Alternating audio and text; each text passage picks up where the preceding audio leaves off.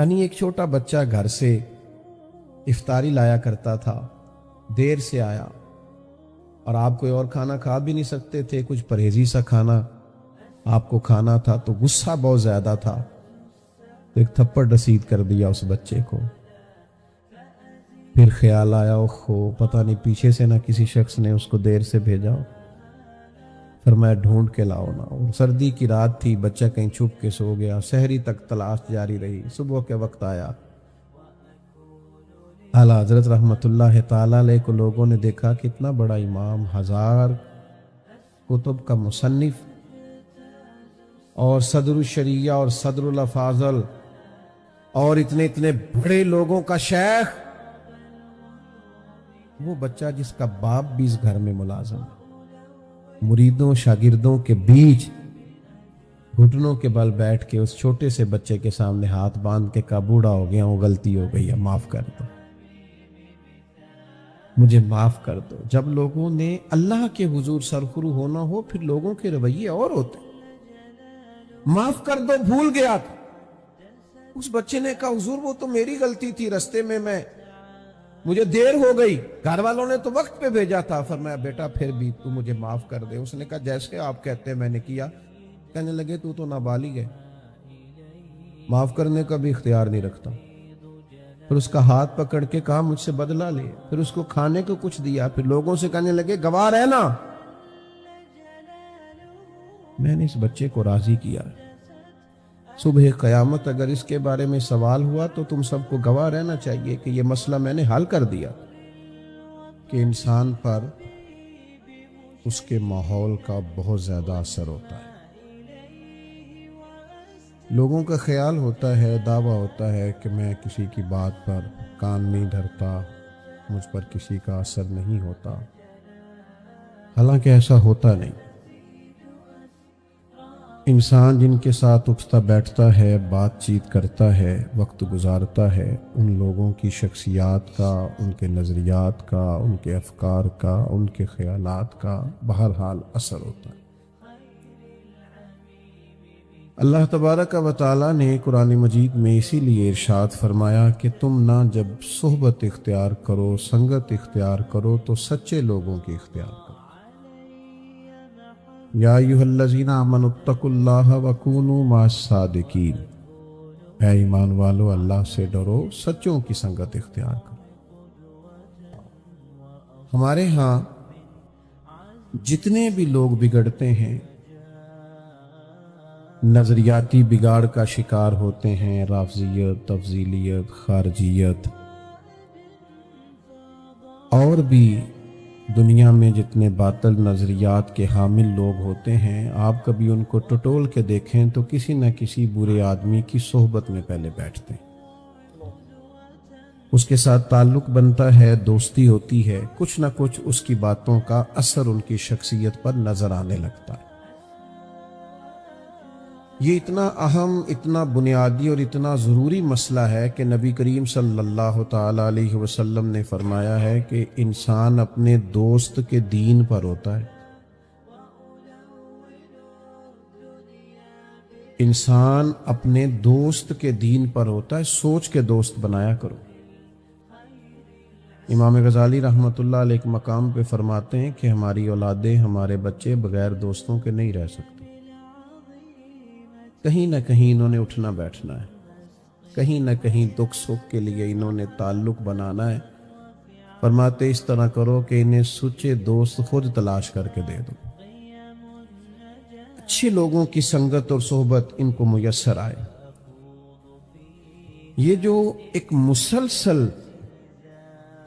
سلسلہ تھا نا، تسلسل کے ساتھ، کہ مکمل درسیات سے فارغ ہونے کے باوجود بھی، کتاب و سنت سے گہرا شغف رکھنے کے باوجود بھی لوگ کسی درویش کے پاس جاتے تھے، بیٹھتے تھے، اس سے آداب طریقت سیکھتے تھے، اپنے نفس کی معرفت سیکھتے سیکھتے معرفت الہی تک پہنچتے تھے۔ وہ بڑی اہم اور بنیادی ضرورت سے بڑا پہلے آگاہ ہو گئے تھے، انہیں سمجھ آ گئی تھی کہ ہمیں کہیں جانا چاہیے اور ہمیں اللہ اللہ سیکھنی چاہیے۔ آج بہت سارے لوگ تو یہ کہتے ہیں کہ پیر بڑے جعلی ہیں، تو میں کبھی کبھی کہہ دیا کرتا ہوں کہ مرید بھی کافی سارے جعلی ہیں۔ ہمیں ناراض نہیں ہونا، مرید بھی کافی سارے۔ دیکھو نا، سالوں پہلے حضرت سلطان صاحب رحمت اللہ علیہ نے شکوہ کیا ہے، کہتے ہیں رب دا طالب کوئی نہیں ملیا، کہتے جو ملیا ہے طالب زردہ ہو، کہ تو دعا کرانے آئے ہیں گلے میں برکت ہو جائے، پیسے چار آ جائیں، رب دا طالب کوئی نہیں ملے الا ماشاء۔ وہ بھی کہاں اللہ اللہ سیکھنے جاتے ہیں، کہاں وہ تربیت پاتے ہیں، کہاں خالی کشکول لے کے جاتے ہیں۔ تو رب کریم کے بندوں کی صحبت، اللہ تعالیٰ کے بندوں کی باتیں، اللہ کے لشکروں میں سے لشکر، یہ کیفیات بدلتی ہیں، سرور پیدا کرتی ہیں۔ چلیں آپ سمجھ لیں کہ آج کے دور میں اس پائے کے، اس لیول کے، اس معیار کے ہمیں بزرگ نظر نہیں آتے، پر ان کی تعلیمات تو زندہ و جاوید ہیں کہ نہیں؟ ان کے نظریات تو زندہ و جاوید ہیں کہ نہیں؟ ان کے اقوال، ارشادات ہمیں کتب میں لکھے ہوئے تو نظر آتے ہیں کہ نہیں؟ حضرت مجدد الفسانی رحمت اللہ علیہ کے مکتوبات شریف کو کبھی آپ پڑھیں نا، کبھی مکتوبات شریف کا مطالعہ کریں تو آپ کو ایسے لگتا ہے کہ حضرت مجدد صاحب مجھے سمجھا رہے ہیں، میرے ساتھ بات کر رہے ہیں، اور جس فکری اور عملی کمزوری کا آپ اظہار کر رہے ہیں وہ شاید میرے اندر پائی جاتی۔ آپ اسی تسلسل سے تمام صوفیاء کو پڑھتے جائیں، حضرت غوث اعظم رضی اللہ تعالیٰ عنہ کی کتب کا مطالعہ کریں، آپ کو احساس ہوگا کہ ایک ایک پیرے کے اندر، ایک ایک جملے کے اندر کتنے کتنے گہرے مفاہیم پنہا ہیں۔ اور پھر جس ہستی کا ذکر آج ہم کرنے جا رہے ہیں، اعلیٰ حضرت فاضل بریلوی،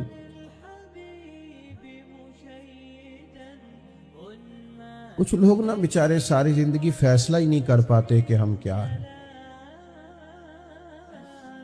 وہ کچھ سال کچھ رہتے ہیں، پھر اس کے بعد کچھ اور ہو جاتے ہیں، کچھ سالوں باتیں اور کرتے ہیں، اور پھر کچھ عرصے کے بعد باتیں اور کرتے ہیں۔ اعلیٰ حضرت بریلوی رحمت اللہ تعالیٰ علیہ کو اللہ تبارک و تعالیٰ نے عقیدے کے معاملے میں انشراح صدر عطا فرمایا۔ یہ جو نظریہ پختہ جن لوگوں کا ہوتا ہے نا، عمل بھی انہی کا پختہ ہوتا ہے۔ جن کا نظریہ ساری زندگی پختہ نہیں نہ ہوتا، طے ہی نہیں کر پاتے بیچارے ساری زندگی کہ ہم کیا ہیں، تو وہ عمل کیا کریں گے؟ اعلیٰ حضرت رحمت اللہ تعالیٰ علیہ نے نظریاتی پختگی دکھائی ہے۔ آج ہمارے بزرگوں کے، صوفیاء کے، اولیاء کے بزرگوں کے نام پر بڑے بڑے آراس انعقاد پذیر ہوتے ہیں، بڑے بڑے اجتماعات ان کے نام پہ ہوتے ہیں۔ اعلیٰ حضرت بریلوی رحمت اللہ علیہ، آپ پر بھی بہت سا کام ہوتا ہے، لیکن چونکہ اعلیٰ حضرت رحمت اللہ علیہ تو ایک بڑی گہری علمی اور فقہاء میں بڑا مقام رکھنے والی شخصیت ہیں۔ جو لوگ، میں کوئی مشکل بات نہیں کرنا چاہتا، جو لوگ تھوڑا بہت بھی لکھنے پڑھنے سے تعلق رکھتے ہیں وہ کبھی سرچ کریں، 30 سے زیادہ تو پی ایچ ڈیز کے مقالہ جات اعلیٰ حضرت پہ لکھے گئے۔ ایک ایک کتاب پر لوگوں نے ریسرچ کی تو پورا پورا مقالہ بن گیا۔ اتنی گہری فقاہت اللہ نے دی تھی، لیکن جو ان کا بنیادی کارنامہ ہے وہ یہ ہے کہ عقائد کی پختگی، نظریاتی پختگی، یعنی ان کا قلم اٹھا ہے حضور کے صحابہ کے دفاع میں، تو پھر اس طرح اٹھا ہے کہ ہر صحابی کی عظمت کو انہوں نے روشن کر کے دکھا دیا۔ اور ہوتا ہے کبھی کبھی بعض لوگ اعتدال پہ قائم نہیں رہتے، ایک ہی رستہ اختیار کرتے ہیں، بس ادھر ہی چلے جاتے ہیں۔ انہوں نے صحابہ کی بات کی تو کمال کی، لیکن جن کو بڑا دعویٰ ہے نا کہ ہم محبت اہل بیت کے دائی ہیں اور ہم حضور سید عالم علیہ السلام کی اولاد پاک کے بڑے غلام ہیں، یہاں تک وہ نہیں آ سکے جہاں تک اعلیٰ حضرت بریلوی گئے ہیں۔ یعنی یہ انداز تو دیکھیے، فرمانے لگے تیری نسل پاک میں ہے بچہ بچہ نور کا، تو ہے عین نور، تیرا سب گھرانہ ہی نور کا۔ نظریاتی پختگی نہ ادھر کسی جگہ بھی وہ جھول کھاتے نظر نہیں آتے۔ پھر اس کے ساتھ ساتھ علمی اور گہری وابستگی۔ میرا اور آپ کا دور سننے سنانے کا دور ہے، پڑھنے پڑھانے کا نہیں، سیکھنے سکھانے کا نہیں۔ اور جس جماعت سے میرا تعلق ہے، ہماری عوام نے تو ایک ہی سبق یاد کیا ہوا ہے کہ میں تو ایڈا پڑھیا ہی نہیں۔ تو بھائی جو تیرے ساتھ بات کر رہا ہے اس نے کب صبح یم فل کا مقالہ لکھا ہے؟ وہ بھی ایسا ہی ہے۔ اور آپ کیوں نہیں پڑھے ہوئے؟ آپ کئی کئی گھنٹوں کے بیانات سنتے ہیں، ان باتوں کو یاد کریں، ان کو سیکھیں۔ بہت بڑا ذریعہ ہے علم کا علماء کی صحبت میں بیٹھنا۔ تو یاد رکھیے گا کہ علم سے دلچسپی پیدا کرنا، سیکھنا۔ اعلیٰ حضرت رحمت اللہ علیہ سے کسی نے کہا کہ عالم کے لیے سند ضروری ہے؟ فرمایا نہیں، عالم کے لیے تو علم ضروری ہے، اس کے پاس تو علم ہونا چاہیے۔ اسناد تو بعض اوقات مل ہی جاتی ہیں۔ تو بھائی اعلیٰ حضرت رحمت اللہ تعالیٰ علیہ بہت بڑے درجے کے عالم تھے، اور اس معیار کے عالم تھے کہ جو امدادی علوم ہوتے ہیں نا، کسی چیز کو سمجھنے کے لیے امدادی کتب ہوتی ہیں ضرورت کے لیے، آپ کبھی سرچ کریں تو میری طرح جن لوگوں نے کالجز میں وقت گزارا ہے، بڑا مشکل کام ہے ریاضی کو حل کرنا۔ میں تو کبھی کبھی اپنے ابا جی کے سامنے بیٹھتا تھا نا، تو وہ مطلب ان پڑھ ہو کے بعض ایسے سوالات پوچھتے تھے کہ وہ کیلکولیٹر دیر میں چلتا تھا، اور وہ پہلے ساری بیسیاں اور سارے سو اور سارے حصے نکال کے سامنے رکھ دیتے۔ لوگوں نے ضرورت کے لیے سیکھا ہوتا تھا، اس لیے کہ حساب کتاب کرنا ہوتا تھا روزمرہ کے معاملات میں۔ علی گڑھ یونیورسٹی میں ریاضی کے ایک بڑے زبردست پروفیسر تھے۔ آپ جو لوگ، ظاہر ہے کہ جو لوگ اداروں سے وابستہ ہیں وہ اچھی طرح سمجھتے ہوں گے کہ جس علم سے بھی لوگ وابستہ ہوتے ہیں وہ بیچارے اس میں کئی دفعہ الجھ جاتے ہیں۔ ہمارے مدارس کی زبان میں بھی کہتے ہیں کہ جو استاد رات کو اسباق تیار نہ کرے وہ صبح پڑھا نہیں سکتا، اور اگر پھر وہ میری طرح کا ہو ہی نہ پڑھانے والا تو پھر تو وہ کہتا ہے تسی ساری رات موبائل چلاندے رہے ہو، میں تو کی پڑھانا ہے۔ پھر تو ویسے ہی وہ اجازت لے کے رخصت ہو جاتا ہے، اللہ ماشاءاللہ۔ تو کچھ امدادی چیزیں بھی سیکھنی پڑتی ہیں۔ تو وہ بڑے زبردست ٹیچر تھے ریاضی کے، اور بڑی گہرائی رکھتے تھے۔ بعض لوگ نا اپنے مشن سے بڑے وابستہ ہوتے ہیں، بات کی سمجھ نہ آئے تو سینئر سے رابطہ کرتے ہیں، کتابیں دیکھتے ہیں، غور کرتے ہیں، جان نہیں چھڑاتے، اترتے ہیں گہرائی میں۔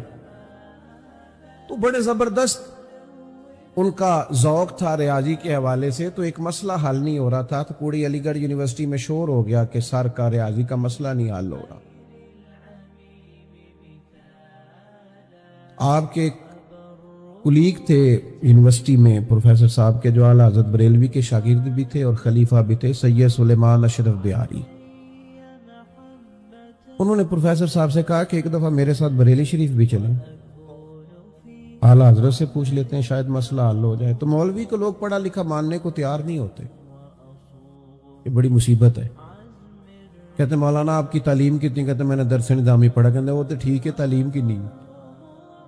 آپ کے خیال میں تعلیم وہی ہے جس نے 3 سیپلیوں میں میٹرک پاس کی ہے اور ایک جگہ سٹار بھی لگا ہوا ہے بیچارے کا؟ وہی تعلیم ہے؟ وہ کہہ رہا ہے ہمارے ایک استاد صاحب تھے، انہوں نے کہا یہ عالم درس نظامی پڑھے ہوئے ہیں، ان کو آپ جمعہ پڑھانے کے لیے رکھ لیں۔ کہنے لگے ان کو بھیجیں، ہم ان کا ٹیسٹ لیں گے۔ تو کہنے لگے یہ درس نظامی کا فاضل ہے، ٹیسٹ تو کچھ شیخ الحدیث ہی لے سکتا ہے نا، آپ کیسے لیں گے؟ تو یہ سطحی سوچیں بعض اوقات بعض لوگوں کی ہو جاتی۔ وہ پروفیسر صاحب باؤشاہ و آدمی کہنے لگے میں مولانا کے پاس ریاضی کا مسئلہ پوچھنے جاؤں، یہ کیسے ہو سکتا ہے؟ لیکن اب چونکہ وہ دوست ہیں تو بعض لوگ منہ پہ کچھ کہہ نہیں سکتے، زیادہ جرأت مند نہیں ہوتے۔ کہنے لگے میں نے دل رکھا، میں نے کہا کسی وقت چلیں گے۔ انہوں نے مجبور کیا تو ایک دن چلا ہی گیا۔ سادے سے موٹے بان کی چارپائی پہ کتاب و سنت کا اتنا بڑا عالم ایک تکیہ لگائے بیٹھا ہے۔ ہم گئے تو مسکراہٹ نے استقبال کیا، خوبصورت چائے کی پیالی بھی آئی۔ تو کہنے لگے ان کے شاگرد سید سلیمان اشرف کے حضرت ان کا ایک مسئلہ ہے ذرا دیکھیے گا. تو فاضل بریلوی نے ان کا مسئلہ دیکھا, کاغذ قلم منگایا, چند لائنیں لگائیں. بڑے لوگ دعوے نہیں کرتے, وہ نہیں بولتے, ان کا کام بولتا ہے. شیخ نے وہ ان کی تھما کے نا آگے کر کے کہا ذرا دیکھنا بھلا. اللہ اکبر. تو پروفیسر صاحب کبھی وہ جواب دیکھتے اور کبھی اعلیٰ حضرت رحمت اللہ علیہ کی جھکی جھکی نظریں دیکھتے, اور کبھی ان کے پیشانی پر سجدوں کا نور دیکھتے, اور کبھی ان کی زبان پر درود و سلام کے نغمے جاری دیکھتے. ہو سے گئے, کہنے لگے مولانا ریاضی کہاں سے پڑھی؟ کہنے لگے ہم نے کیوں پڑھنی تھی ریاضی, ہم نے تو قرآن حدیث پڑھا. تو کہا یہ مسئلہ تو بڑی سادگی, بڑی عاجزی, وہ شہرت سے بچنے والا پیچھے پیچھے رہتا ہے. میرا جی چاہتا ہے ساری غزلیں اس پیارے کے نام کریں. فاضل بریلوی فرمانے لگے ہم نے ریاضی کو سیکھنی تھی, وہ وراثت کے مسئلے نکالنے ہوتے ہیں. کوئی شخص انتقال کر گیا تو بیوی کو کتنا ملے گا, تو بیٹے کو کتنا ملے گا, تو بیٹی کو کتنا ملے گا, تو بیٹے نہیں ہیں تو پھر کتنا ملے گا. اس کے لیے کوئی تھوڑی جمع تفریق سیکھی تھی. کہ جو ریاضی سیکھا ہے یہ بھی دین محمد سکھانے کے لیے سیکھا صلی اللہ تعالی علیہ وسلم. تو علمی مزاج, پھر اس کے ساتھ ساتھ عمل کا بہت بڑا حصہ. جو لوگ علم سیکھتے ہیں اور عمل نہیں نہ کرتے, دو کشتیوں کے مسافر ہو جاتے. اپنے آپ کو ہی جواب دینا ان کے لیے مشکل ہو جاتا. جب آپ کوئی بات کہتے ہیں اور آپ کا اس پر عمل نہیں نہ ہوتا, تو آپ اپنے ضمیر کے کہہ دیے. جب آپ عمل کرنے لگتے ہیں نا, عمل, تو پھر آپ کو محسوس ہونے لگتا ہے کہ میں نے جو سیکھا ہے نا وہ میں نے اپنی ضرورت کے لیے سیکھا ہے. آج کل بعض لوگ علم اس لیے بھی سیکھتے ہیں کہ وہ دوسروں پر رعب جمائیں. نبی کریم علیہ السلام نے فرمایا جس نے دین کا علم اس لیے حاصل کیا کہ اسے دنیا کمائے گا, یا علماء سے بحث کرے گا, یا جاہلوں پہ رعب جمائے گا, ایسے شخص کو اللہ جنت کی خوشبو بھی عطا نہیں کرے. آپ علم سیکھیں عمل کرنے کے لیے, اپنی تربیت کے لیے. آپ پر اس کا پورا اثر ہونا چاہیے. اعلیٰ حضرت نے علم سیکھا تو عمل اتنا شاندار تھا کہ لوگ ان کے علم سے بھی فیض پاتے تھے اور ان کے عمل سے بھی فیض پاتے. کردار کی جو خوشبو ہوتی ہے وہ سالوں تک رہتی. آپ کی تقریروں سے وقتی طور پر لوگ استفادہ کر سکتے ہیں, لیکن جب وہ آپ کے قریب ہوتے ہیں پھر وہ سب کچھ جو آپ نے کہا ہے وہ عملی صورت میں دیکھنا چاہتے ہیں. بعض اوقات اس کا نتیجہ خوفناک نکلتا ہے. لوگوں کو عمل میں وہ چیز نظر نہیں آتی جو تقریر میں ہوتی, تو پھر وہ جب بدگمان ہوتے ہیں تو پھر خوفناک حد تک پیچھے ہٹتے ہیں. اعلیٰ حضرت رحمت اللہ علیہ کی زندگی میں جو عمل تھا, جو تقویٰ تھا, جو نورانیت تھی, جو کہے پل عمل کا ذوق تھا. یعنی ایک چھوٹا بچہ گھر سے افطاری لایا کرتا تھا, دیر سے آیا اور آپ کوئی اور کھانا کھا بھی نہیں سکتے تھے, کچھ پرہیزی سا کھانا آپ کو کھانا تھا, تو غصہ بہت زیادہ تھا, تو ایک تھپڑ رسید کر دیا اس بچے کو. پھر خیال آیا اوہو پتہ نہیں پیچھے سے نہ کسی شخص نے اس کو دیر سے بھیجا ہو. فرمایا ڈھونڈ کے لاؤ نا. اور سردی کی رات تھی, بچہ کہیں چھپ کے سو گیا. سحری تک تلاش جاری رہی, صبح کے وقت آیا. اعلیٰ حضرت رحمت اللہ تعالی علیہ کو لوگوں نے دیکھا کہ اتنا بڑا امام, 1000 کتب کا مصنف, اور صدر الشریعہ اور صدر الافاضل, اور اتنے بڑے لوگوں کا شیخ. وہ بچہ جس کا باپ بھی اس گھر میں ملازم, مریدوں شاگردوں کے بیچ گھٹنوں کے بل بیٹھ کے اس چھوٹے سے بچے کے سامنے ہاتھ باندھ کے کہا بوڑھا ہو گیا ہوں, غلطی ہو گئی ہے, معاف کر دو, مجھے معاف کر دو. جب لوگوں نے اللہ کے حضور سرخرو ہونا ہو پھر لوگوں کے رویے اور ہوتے. معاف کر دو, بھول گیا تھا. اس بچے نے کہا حضور وہ تو میری غلطی تھی, رستے میں مجھے دیر ہو گئی، گھر والوں نے تو وقت پہ بھیجا تھا۔ فرمایا بیٹا پھر بھی تو مجھے معاف کر دے۔ اس نے کہا جیسے آپ کہتے ہیں میں نے کیا۔ کہنے لگے تو نابالغ ہے، معاف کرنے کا بھی اختیار نہیں رکھتا۔ پھر اس کا ہاتھ پکڑ کے کہا مجھ سے بدلہ لے، پھر اس کو کھانے کو کچھ دیا، پھر لوگوں سے کہنے لگے گواہ رہنا میں نے اس بچے کو راضی کیا، صبح قیامت اگر اس کے بارے میں سوال ہوا تو تم سب کو گواہ رہنا چاہیے کہ یہ مسئلہ میں نے حل کر دیا۔ یہ تقوی کا معیار۔ اور یہ پتہ کیسے حاصل ہوتا ہے؟ جب آپ کی ساری سوچیں دروازہ رسول کی غلام ہو جاتی، جب لمحہ لمحہ عشق رسول میں ڈوب جاتا، جب آپ تنہائیوں میں بھی نعتیں سننے کے شوقین ہو جاتے ہیں۔ ہمارے ہاں زیادہ تر محفلوں میں نعتیں سنی جاتی ہیں، اب بھی بڑا عجیب و غریب ذوق ہے نعت سننے کا۔ اگر نعت پڑھنے والے نہیں رہے تو سننے والے کہاں رہے؟ وہ بھی تو ذوق دور نکل گیا نا بھائی۔